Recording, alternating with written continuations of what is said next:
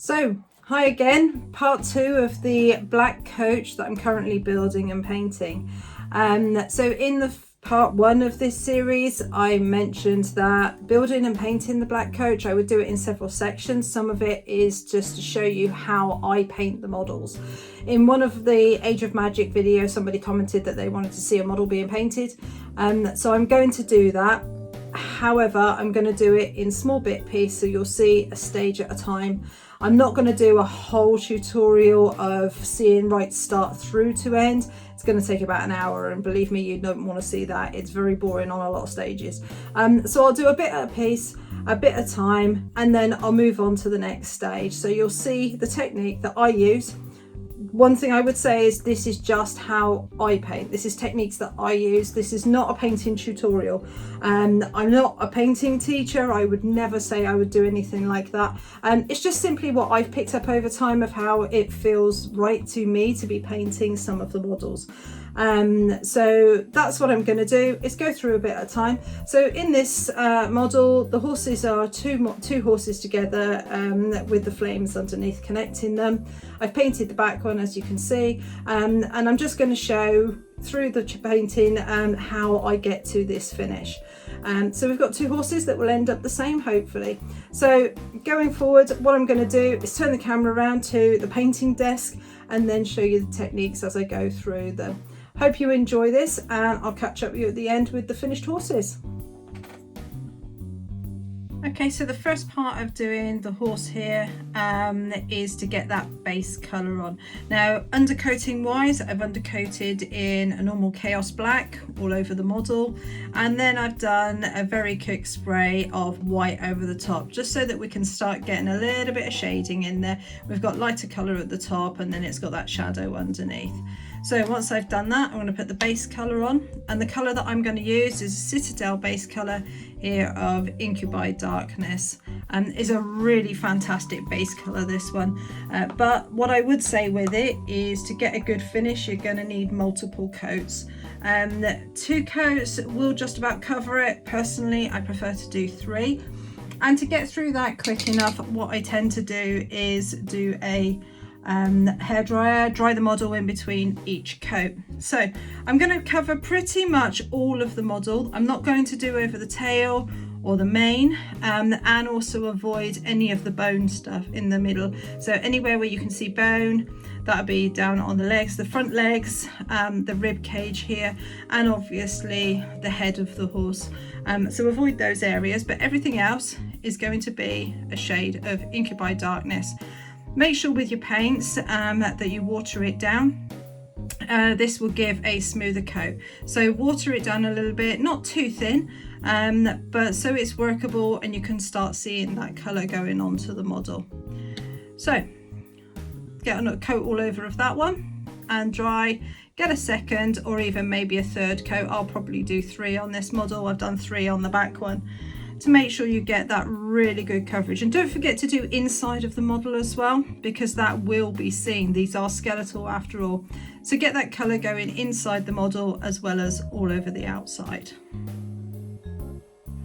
So here you can see that I finished painting that base colour. I did do 3 coats in the end. In between each coat, hair dried it to dry that paint off and give a nice smooth finish.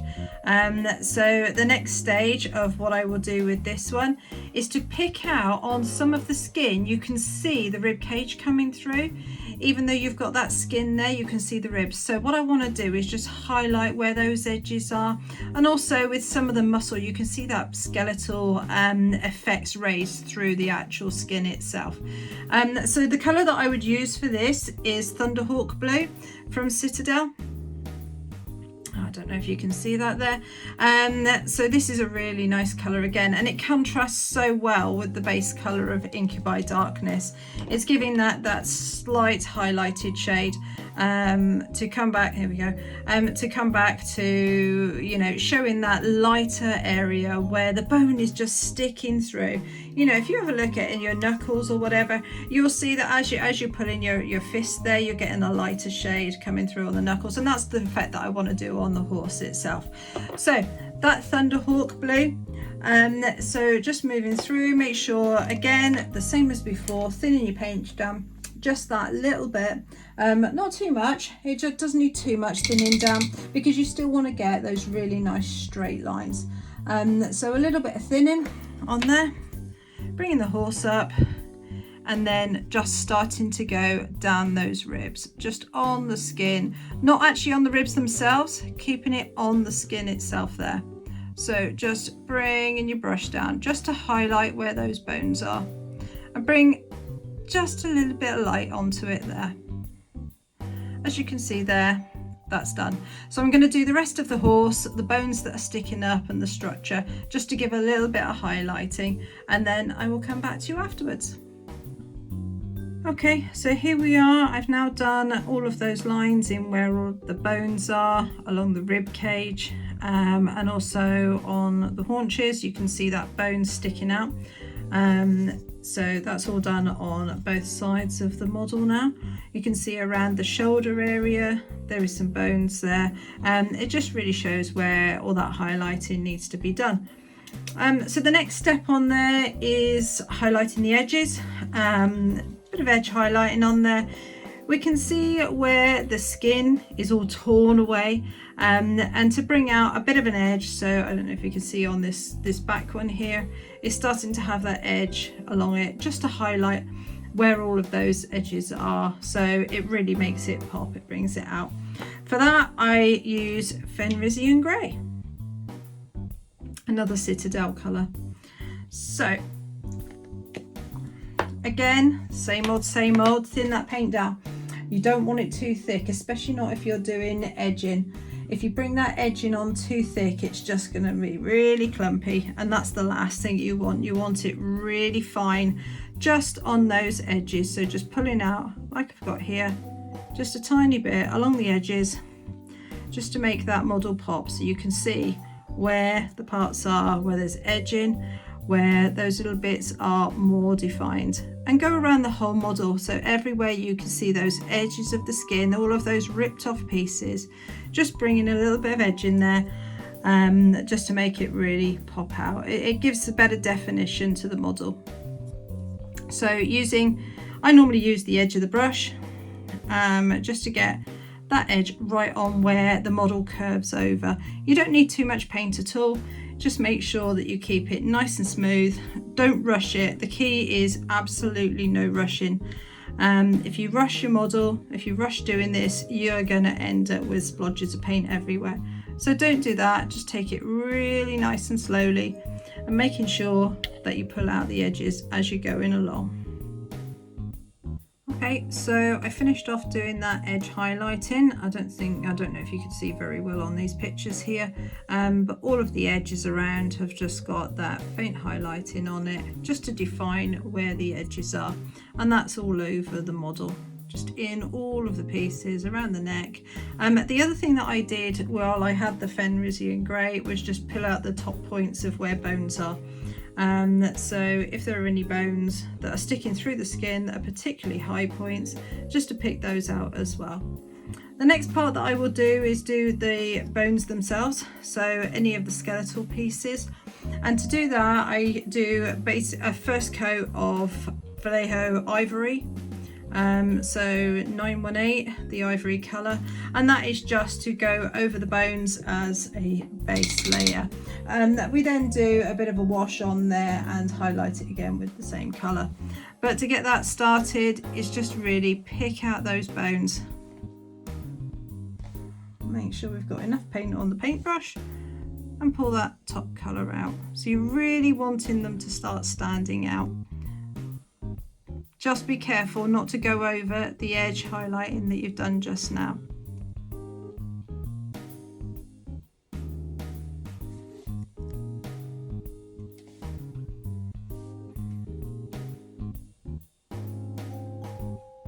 So go over all of those bone areas that are quite visible. And on the model it's really easy to see where those bone parts are visible without it going over onto the skin, so it should be fairly easy to pick those out without too much trouble. And do that all over the model. So where the skeletal areas on here is first of all the ribs, that you've also got in amongst on the shoulders just underneath there, the front legs, so the lower halves of the front legs are all skeletal bone, and obviously on the skull itself. And those are the bits that need picking out. Get all of those done in the base ivory colour, and then I'll move over to washing it in a minute. Okay, so having got that ivory on all of the bone work, I've made sure it's thoroughly dry, and then put another coat on as well. You need it quite thick to get that solid coat on there, but don't do one thick layer, it's just going to go very blobby. So do multiple layers, dry off each layer, and then go through to the next one until you're happy with the covering that you've got on there. So that's what I do. The next part that I would do is to get some shading on that bone, and to do the shading on the bone I will normally use the Seraphim Sepia. I like this colour. I like Agrex as well, but for getting that bone on it, I really want that lighter shade. So I will go through, do the Seraphim Sepia, just shading it on. And this, literally, I don't water this down at all on this part. I will just get my brush and just whack the shade on there. Just thoroughly all over, whack it in.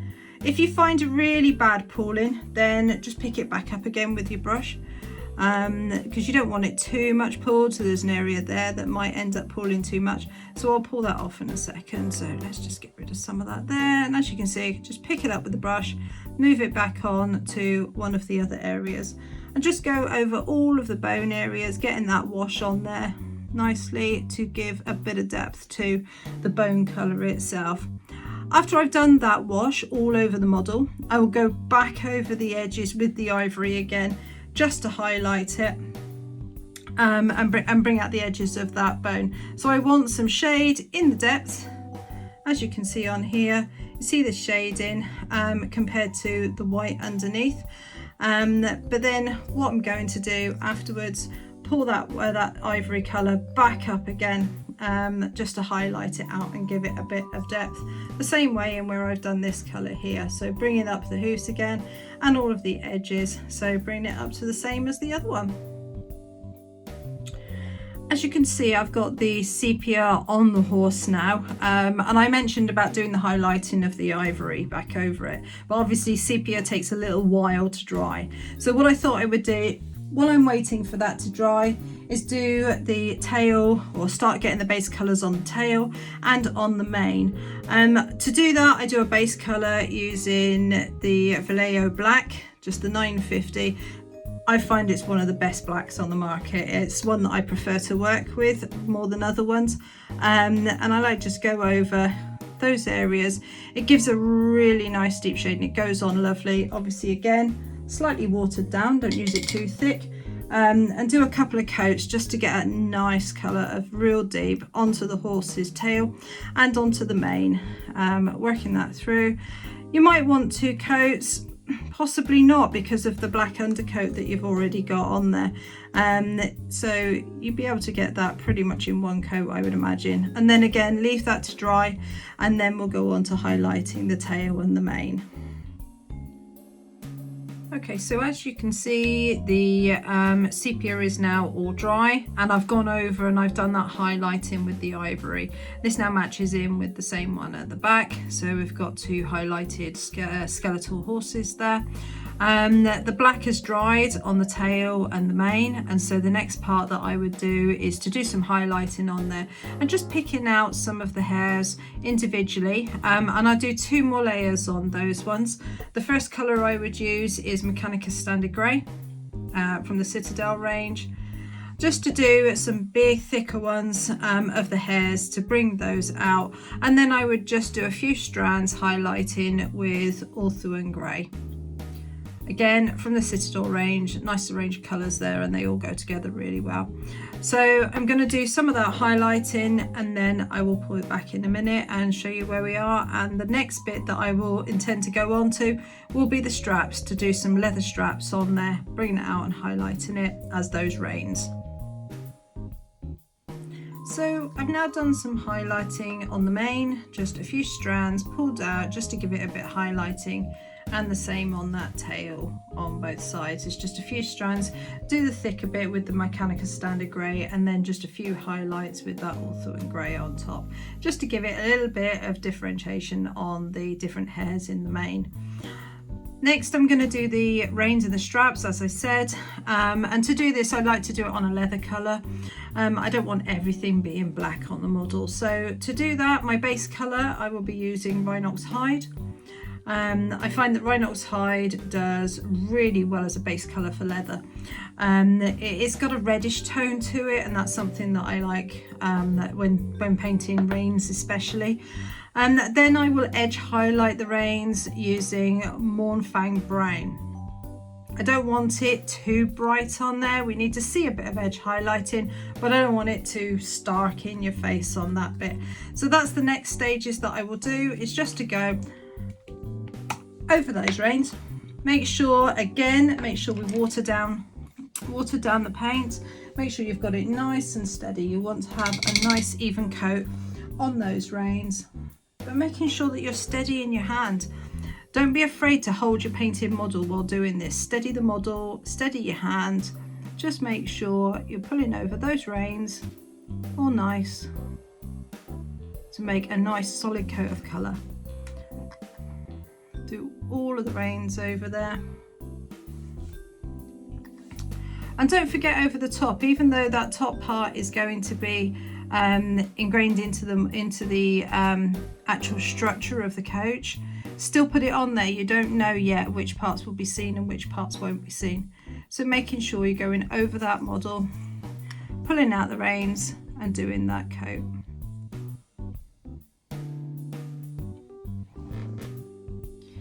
Okay, now the reins are done. I've done the Rhinox Hide base colour and then edge highlighted it with the Mournfang Brown. The next part is to get some real standout detail in here. So there is a buckle here. So I want to get some silver on that buckle, and the silver that I will use is the Army Painter's plate mail metal. It gives a sheen to it, but it doesn't make it too stark. It's not like it's a real shining silver. These wouldn't be like that. They have some depth to that colour, and so that's why I would use that one. The other part that I'm going to do next is this decoration on the horse's head. So you can imagine, you know, the live version would have lots of plumes and feathers everywhere. Well, obviously the Nighthaunt version is not going to be quite as colourful with feathers. So what I want to do is get a little bit of metallic colour matching the colours that I've used in the coach itself. So where the metal work is in the coach, the colour that I've used is Rough Iron. This is another Army Painter one and has a really nice colour. Quite similar to the old Tin Bits, if you remember that years ago. Tin Bits was a fantastic colour, and I think I've still got a few hidden pots here somewhere, but Rough Iron is a very similar colour. A nice colour to use just to get some decoration in and have a bit of a shine to it, and something is decorative. So after I've done the Rough Iron on here, just plaster it through. Make sure that you cover all of those details on there. After that, I'll be highlighting again with the plate metal on the edges, and where the structures here, you've got some spines through it, those I will highlight with the plate metal as well. So making sure this is done all on the front. It comes down to the edges, so it's like it's going down there. Just to make sure that you cover all of the areas of that on both sides. After that, let it dry. It's going to take a while to dry. It's a metallic after all.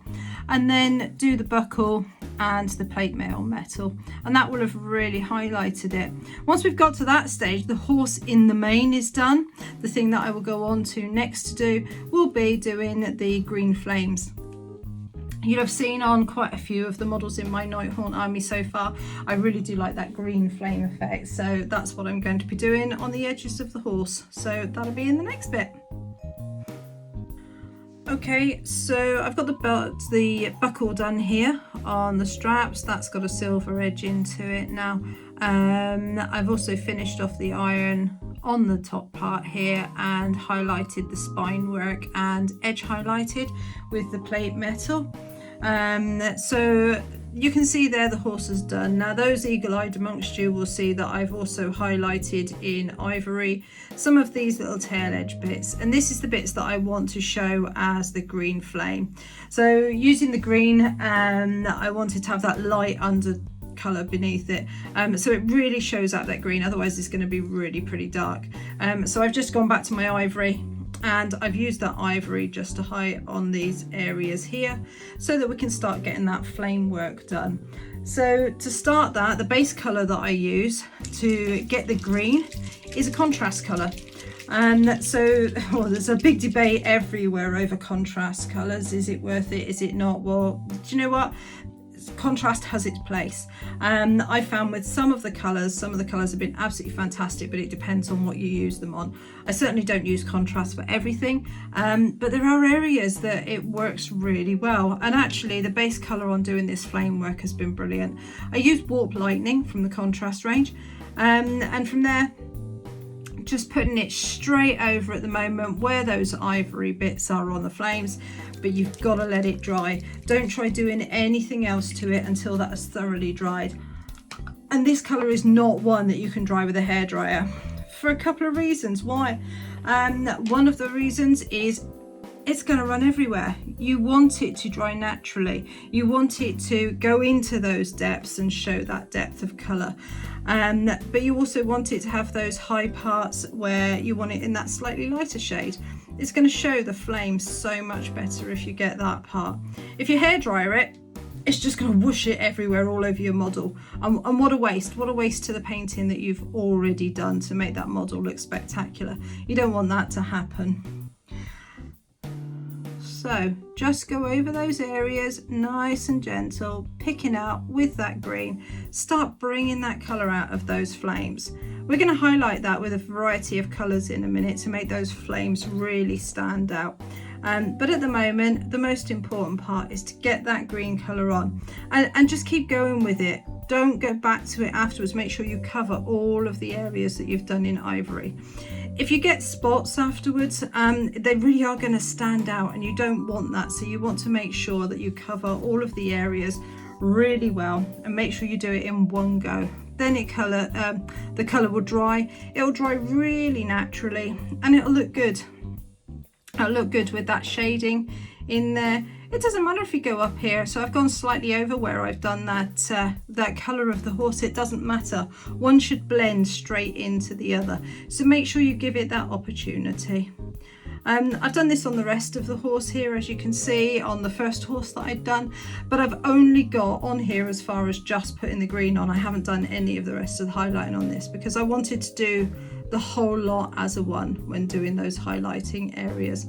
So make sure you cover those flame areas with the green, get that nice covering done, and then you are going to have to let it dry, and that is going to take a while. I'm not sure exactly how long. I will probably leave it for a good half an hour, if not 45 minutes, to let that contrast really dry properly. I don't want the rest of the colours running if the contrast isn't dried enough. So pick out those areas, get that green on there, and go make a cup of tea. Go and have a nice break.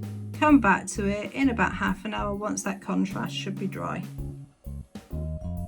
And now, so we can see that that green has completely dried on the model. I've left it for quite a long time. I probably left it about 45 minutes just to make sure that it's completely green and there's nothing in any of the cracks that's still wet. The reason being is the next bit that I want to do is do a bit of dry brushing with Moot green. With the Moot green, if there's any parts that are still wet, as I'm dry brushing it, it's just going to drag that wet paint everywhere. So I wanted to make sure the whole thing is completely dry, and then start to dry brush that Moot green on. So I'm only really going to light dry brush it just all across that green section to get a little bit of lighter colour on it. So bringing it across, bringing it onto all of those light sections. Dry brush, starting to highlight some of that green. I want it to be really quite bright. Because once I've done that green section, I'll be then putting a further highlight on there, a very faint dry brush with a couple of yellow colours, and then a bit of highlighting lines with some yellow as well. But I'll go through those bits in a minute. So at the moment, I'm just going to cover all of the green sections with that highlighting, the dry brush with Moot green. As you can see, bringing that Moot green into it has really highlighted some of the edges of that flame. You want those colours to blend well together, and the Moot green being such a vibrant colour, it works really well with blending from the horse's legs, from that Incubi darkness colour into the green, and you can get that blend really well just by dry brushing it. But obviously it doesn't end there. We want to bring those flames more to life. And the next colour that I use is again a bit of a dry brush, and that is using Flash Gitz yellow. This one is a really vibrant yellow. Again, dry brush it on, don't use it as straight, and just make sure that you can dry brush that into the high points, but also concentrating on the ends of the flames. You want those flames, or certainly I wanted those flames, to really get to yellow right at the ends of them, so it brings those end colours right up bright. So you're looking at these ends here. I'll get a bit more yellow on there, I think. So starting to bring these ends up, so really show that blend, dry brushing from one part into the next, getting the ends of the flames, bringing those colours right up bright. Because the next bit, after we've done this dry brushing, is just to put a few lines in there with a very light yellow, just to show some edges to it and start getting some differential in those flames. So work through the whole model on those flames, getting the yellow ends. The yellow is now done, that dry brushing of yellow, bring in some really light patches to make that flamework look really live. It shows that flow of the movement of colour in there. Just to finish that one off then, what I do is a few lines using Phalanx yellow, the layer paint Phalanx yellow. It's just a lighter element there, really to pick out just the end points right at the ends, and a few streaks down all of the flames. So pulling out a small bit of paint, not too much on your brush at all, and looking at the end points there. So just bringing a few end points into the picture and getting that end yellow colour, just to bring that end to the brightest point that you want for that live flame. Start highlighting through. You can bring some colour to the edges, start moving that yellow around, making it live. There. So all over the flames, just picking out the points where you want that really brightest yellow to be. All over the flame colour. And it'll really come to life at that point. And so there we have it. The horses, those two, now complete, ready to go with the rest of the coach. They've been really nice to do. There's obviously two more to go with them that I have started. We'll finish those to go with these ones. As I said, you can see the flames coming up, really nice effect on them, and those will go lovely with the rest of the coach when it comes along. So you can imagine it coming through the air. Lucian, shout out to you in your comments. The thought about it coming down onto a broken bridge is amazing.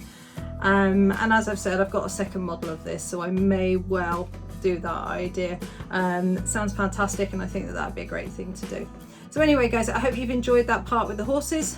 In the next video I will probably do the Cairn Wraith. I'm going to do the cloak and all of the shroud and etc. in the same way as I've done the other models. So that's going to give you an idea of how that colour variance happens. So I do a lot of shading and glazing down on those models. So that will be the next one, is the Cairn Wraith. And then probably just putting it all together. So there's a couple of little spirits and that on the top, but they're quite basic to do. After that, it'll be basing and getting it ready for a finished model. So until next time, stay safe, happy wargaming.